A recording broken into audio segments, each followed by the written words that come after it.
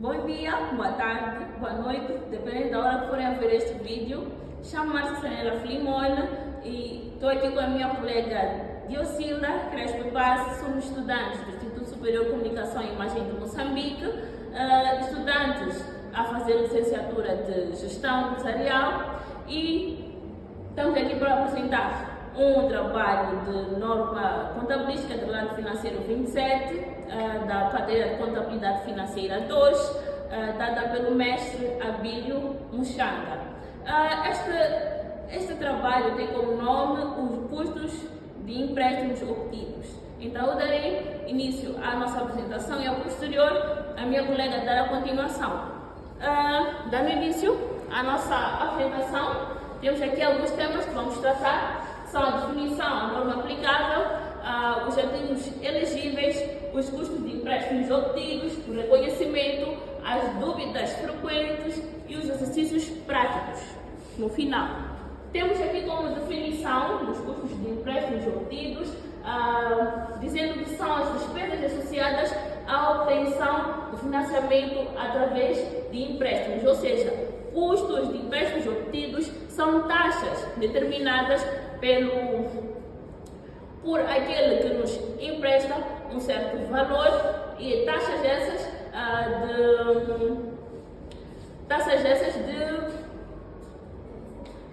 que devem ser pagas, né? Taxas que podem variar de 10 adiante.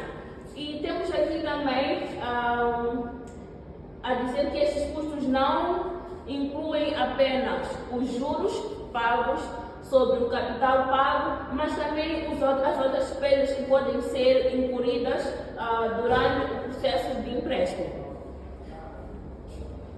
E assim passo a norma aplicável, que diz a norma de contabilística de relato financeiro 27, tem por base a IAS, onde trata do reconhecimento dos custos associados aos empréstimos obtidos por uma entidade. Então, esta norma é aplicável a todos os custos que são consequência de cada empréstimo feito por alguma entidade ou pessoa singular. Temos aqui ativos elegíveis. Um ativo elegível é praticamente um ativo que leva necessariamente um período substancial de tempo para ficar pronto o seu pretendido ou para a venda. Ok. Ativos elegíveis são ativos ou são taxas que devemos receber, que recebemos nesse caso, em casos de empréstimo e que levam um certo tempo a serem recebidas, dependendo daquilo que foi o fim do valor que foi pedido emprestado, como por exemplo instalações industriais levam um certo tempo para ser concluído, né? Estas instalações. Temos também propriedades de investimento, essas propriedades também levam um certo tempo para serem concluídos e por esse tempo temos estes custos. Dessa forma, passo a liderança à minha colega Diosilda, que dará continuidade à apresentação. Bom, eu vou dar continuidade à apresentação, falando agora dos custos dos empréstimos obtidos. Neste caso, o que deve constar no custo de empréstimos obtidos segundo a norma contabilística de relato financeiro 27. Temos aqui custos de descobertos. Juros de descobertos. Neste caso, quando nós descobrimos, temos um juro que não foi registrado, foi descoberto mais tarde, deve incluir nos custos de empréstimos obtidos. Temos também a amortização de descontos.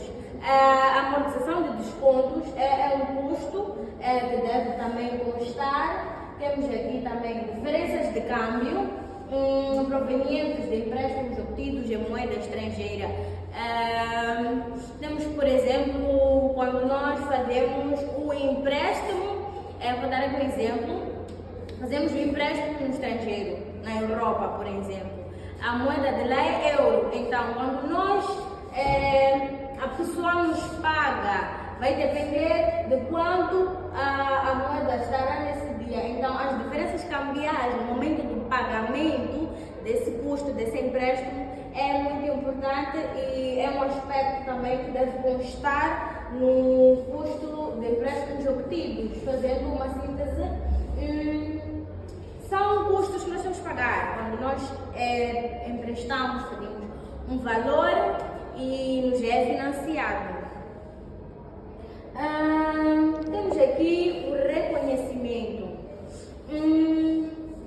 A norma contabilística do lado financeiro 27 requer que os encargos financeiros com aquisição, construção ou produção do ativo elegível seja contabilizado a crescer ao valor do ativo. Como a minha colega estava aqui a explicar, um ativo elegível é aquele que o preço ainda não está totalmente, aquele que, desculpa, que ainda não está terminada a construção, é um ativo que ainda está em processo de construção, ou seja lá,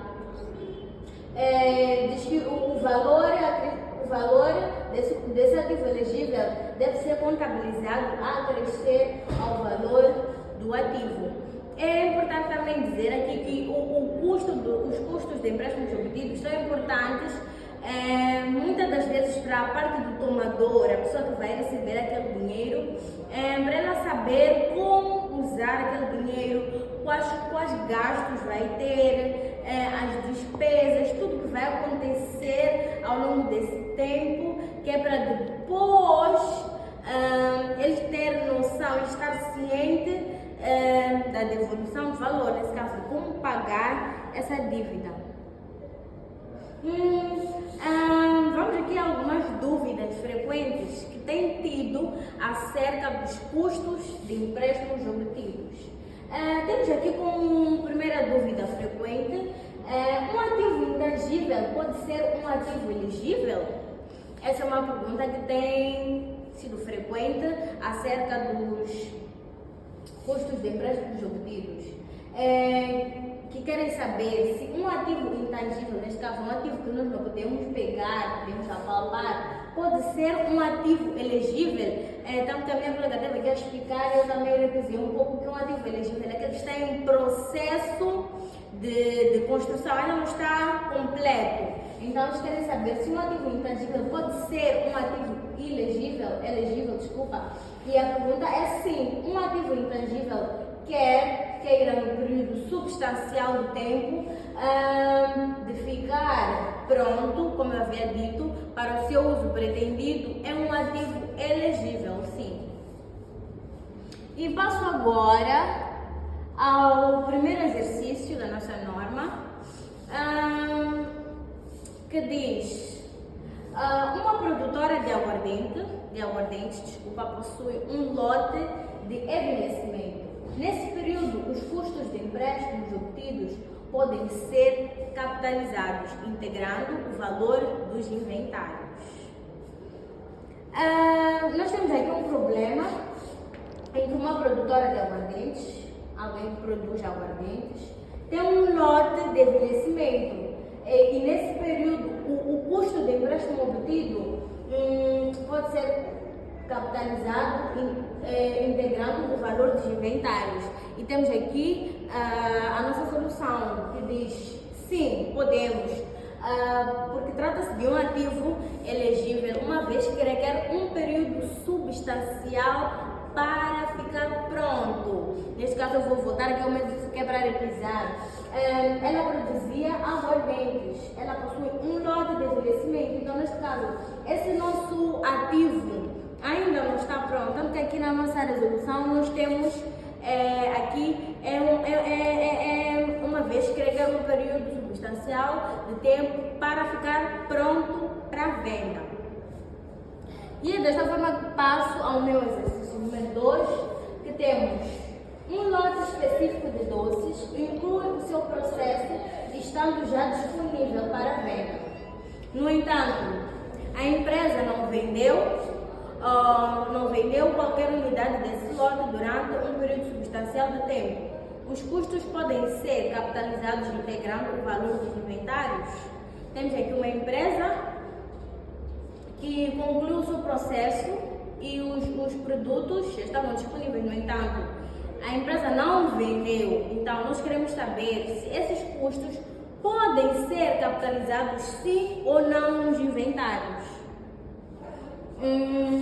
A resposta é não, porque a partir do momento que esses doces completam o seu processo e ficam disponíveis para venda, deixam de ser ativos elegíveis, porque o processo já terminou, já está completo.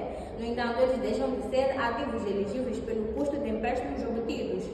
Terão de passar a ser contabilizados como gastos do período.